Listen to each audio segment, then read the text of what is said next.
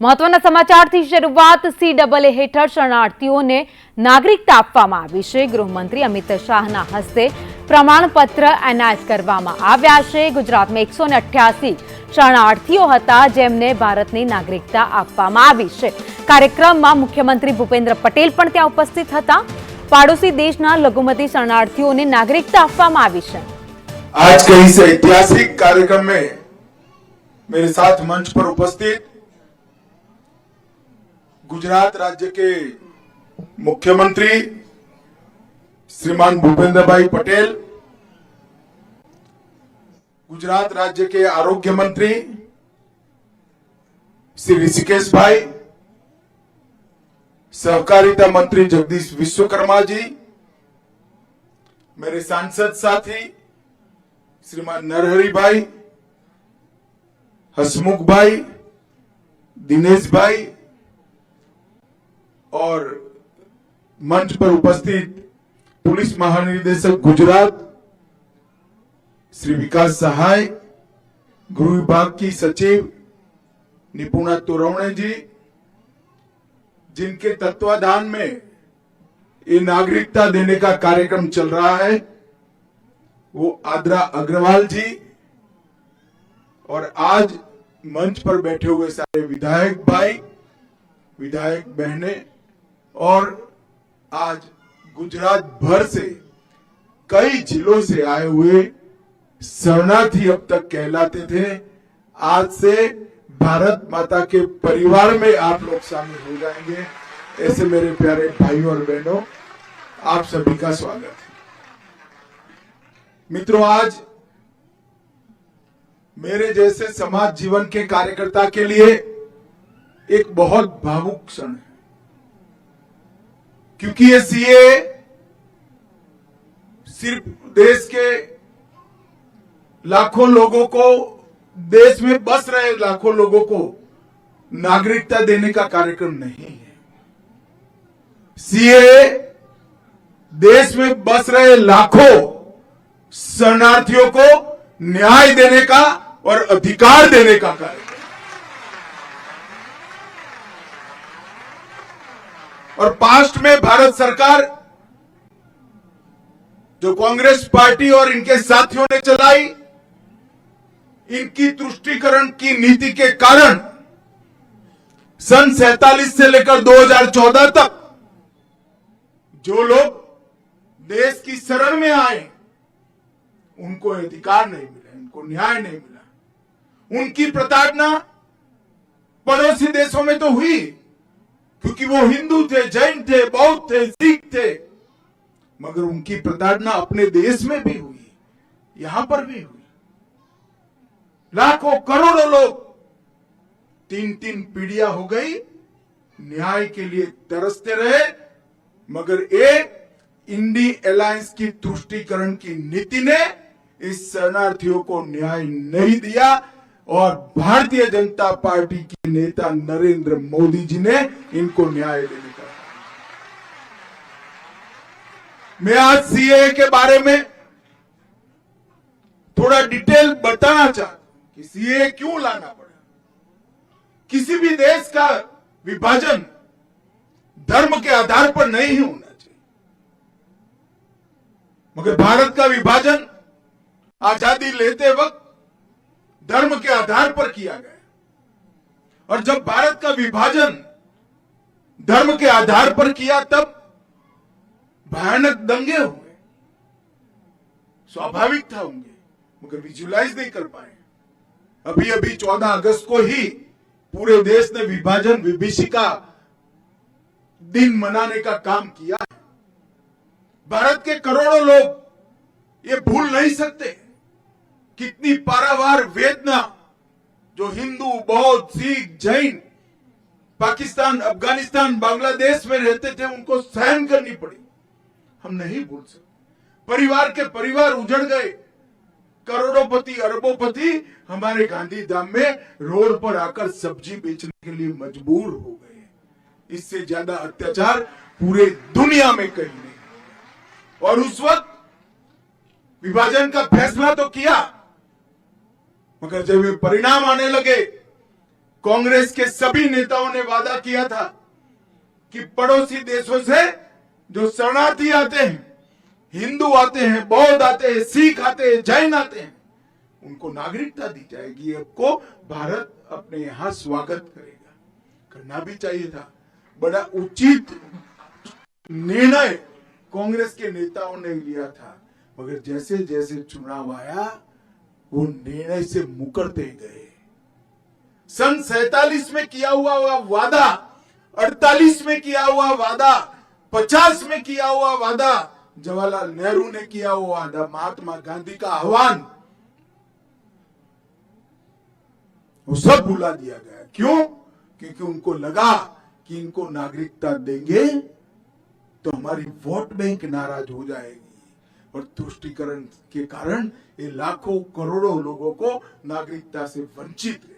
इससे बड़ा कोई पाप नहीं हो सकता, इससे बड़ा कोई पाप नहीं। वो वहां से भाग कर आए, प्रताड़ना झेल कर आए, अपना परिवार कई लोगों ने गंवाया, कई माताओं बहनों के साथ अत्याचार किए गए, करोड़ों की संपत्ति छोड़कर आए, और यहां आए, यहां उनको नागरिकता भी नहीं दी।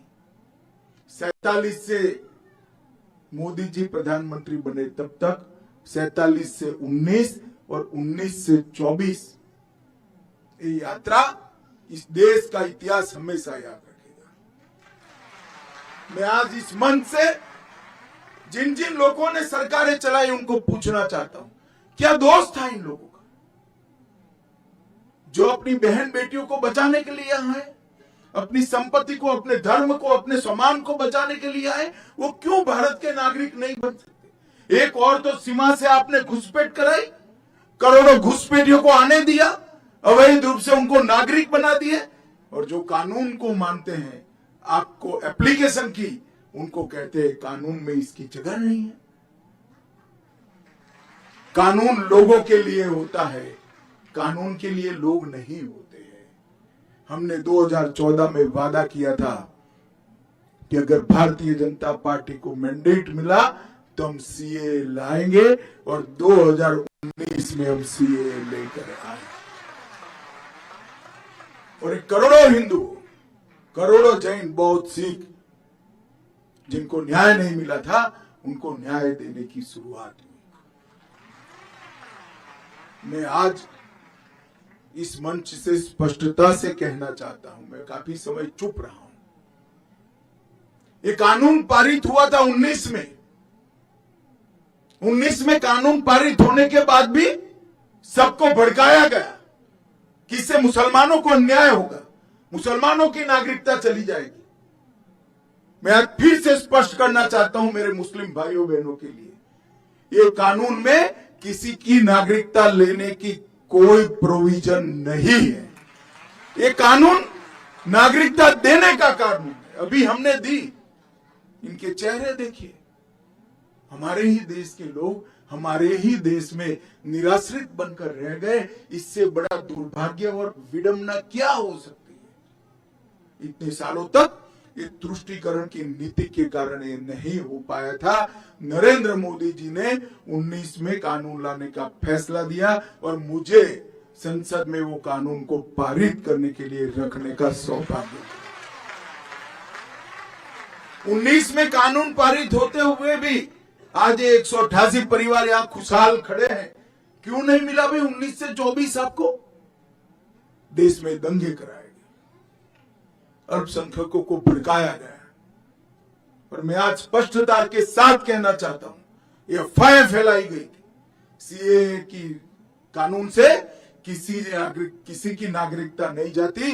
हिंदू, बौद्ध, सिख, जैन जो शरणार्थी मेरे भाई बहन आए हैं, उनको नागरिकता और सम्मान देने का कार्यक्रम है, अधिकार। और आज भी कुछ राज्य सरकारें हैं जो लोगों को गुमराह कर रही। मैं आज मंच से देश भर के शरणार्थी भाइयों को कहता हूं कि आप बेझिझक एप्लीकेशन करिए, नागरिकता प्राप्त करिए, आराम से करिए। इससे पास्ट में अगर आपकी नौकरी है तो वो चालू रहेगी, आपका मकान है वो आपके नाम पर ही रहेगा, आपके सारे काम जो है वो रिट्रोस्पेक्टिव इफेक्ट से सुधारने। इसमें कोई क्रिमिनल केस का प्रोविजन नहीं, सबको पार्डन दिया गया है। और पार्डन इसलिए लिया है कि सरकार के कारण ये देरी हुई है, आपके कारण नहीं हुई है। मैंने अभी बहन को पूछा कब आई आप, तो 95 में आई। 95 से अब तक किसने देरी की? वो तो तुरंत चाहती थी मैं भारत की नागरिक बनूं, मगर किसने नहीं बनने दिया? सरकार ने कहा। इसीलिए सिटीजनशिप अमेंडमेंट एक्ट लाना पड़ा। और आज मुझे बड़ा दिल में बहुत संतोष है कि मेरे ही राज्य में आज 188 परिवार मां भारती के परिवार बनकर, हमारे भाई बहन बनकर हमारे साथ सम्मान के साथ। और मैं आज अपील करना चाहता हूं देश भर के शरणार्थी भाइयों बहनों को, कोई भी गुमराह करे, कोई भी पार्टी करे, मैं पार्टियों का नाम नहीं लेना चाहता, मगर आप मत मानिएगा। ये कानून आपको न्याय देने के लिए है। आपके साथ जो अत्याचार हुए हैं इसकी क्षमा के साथ परिमार्जन के लिए आपको सम्मान देने का कानून। जो विभाजन की विभीषिका को झेले हैं और बाद में भी जो वहां रहे, आज हमें पूछते थे संसद में मुझे विपक्ष के मित्र, क्यों ये कानून, क्यों ऐसा? मैं आज उनको कहना चाहता हूं, जो विभाजन हुआ तब बांग्लादेश में 27% हिंदू था, 27%, आज 9% है। कहां गया? जबरन धर्म परिवर्तन कराया गया है। 27% हिंदू था, या तो वो यहां आए, शरण में आए, या धर्म परिवर्तन कर। क्या उनको अपनी इच्छा के अनुसार अपने धर्मों में जीने का अधिकार नहीं है क्या? अगर पड़ोस के देश में अपने सम्मान के साथ जी नहीं सकते, हमारी शरण लेकर आते हैं, तो हम क्या करेंगे? हम मूक दर्शक बनकर बैठ नहीं सकते। ये नरेंद्र मोदी सरकार है, आपको न्याय मिलेगा और जरूर। और सालों से इस शरणार्थियों की मांग थी। 19 में मोदी जी ने अपनी दृढ़ राजनीतिक इच्छा शक्ति के कारण एक फैसला लिया, कानून पारित हुआ, आंदोलन हुए, कुछ जगह पे हिंसक घटनाएं भी हुई। जो हुआ हुआ, अंततोगत्वा 24 के चुनाव के पहले हमने रूल्स बनाकर अधिकार दे दिया और आज सर्टिफिकेट भी दे दिया आप लोगों को। आप सभी का हृदय से भारत माता की संतान है नाते इस देश में मैं स्वागत करता हूं और बड़े सम्मान के साथ आप जियोगे, इसका मैं विश्वास भी करता हूं।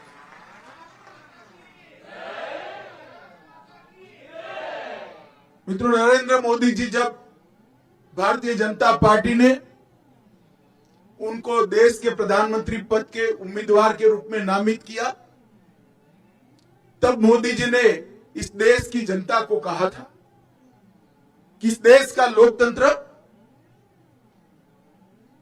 परिवारवाद से पीड़ित है, जातिवाद से पीड़ित है, तुष्टीकरण से पीड़ित है और भ्रष्टाचार से पीड़ित है।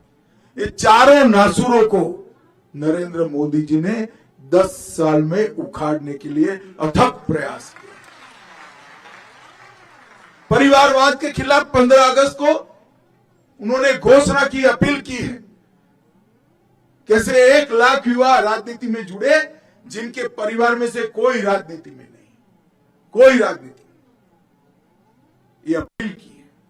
और परिवारवादी पार्टियों को घोर पराजय भी देश की जनता ने घोर पराजय दिखाया है। भ्रष्टाचार के खिलाफ भी जंग किया, जातिवाद के खिलाफ भी किया। उन्होंने जातिवाद के नासूर को समाप्त करने के लिए 4 जातियां घोषित की, एक गरीब, एक महिला, एक युवा और एक किसान। ये 4 जातियों में ही पूरा देश बटा हुआ है और ये 4 जातियों को ही एक नए प्रकार की राजनीतिक फिलसफी उन्होंने देश के सामने रखी और उन्होंने तुष्टीकरण की राजनीति को भी तिलांजलि दे दी। इस देश के कई मसले ऐसे अटके पड़े थे। राम मंदिर का मसला अटका था 550 साल से, आज भव्य राम मंदिर अयोध्या में बनाने का काम पूरा है। औरंगजेब ने तोड़ा हुआ काशी विश्वनाथ का मंदिर फिर से बन गया। मोहम्मद बेगड़ा ने तोड़ा हुआ हमारा पावागढ़ के शक्तिपीठ का भी पुनरुद्धार। इस देश में ट्रिपल तलाक को समाप्त करने का काम भी नरेंद्र मोदी जी ने किया। आतंक की फैक्ट्री जिस सोच के कारण जन्मित थी, जिस सोच के कारण चलती थी, वो सोच को पोषण करने वाला धारा 370 नरेंद्र मोदी जी ने नाबूद कर दिया और करोड़ों हिंदू, सिख, बौद्ध, जैन भाइयों को जो अन्याय करने वाला, उनका अधिकार से वंचित रखने वाला कानून का संशोधन अटका था, वो सीएए का संशोधन भी नरेंद्र मोदी जी ने लाकर देश के अंदर एक न्याय का वाक़। मैं अंत में फिर से एक बार देश भर के शरणार्थी भाइयों बहनों को अपील करना चाहता हूं, ये इंडिया अलायंस से कांग्रेस और उनके साथी गुमराह करेंगे, मत डरना। मैं देश के गृह मंत्री के नाते कहता हूं, आप एप्लीकेशन कर दो, आपको न्याय मिलेगा, कोई कोर्ट केस नहीं। और ये तो उदाहरण है, 188 परिवार, कोई कोर्ट केस नहीं हुआ, नागरिक भी बन गए, उनके बच्चे एमएलए भी बनेंगे, सांसद भी बनेंगे, आईएएस भी।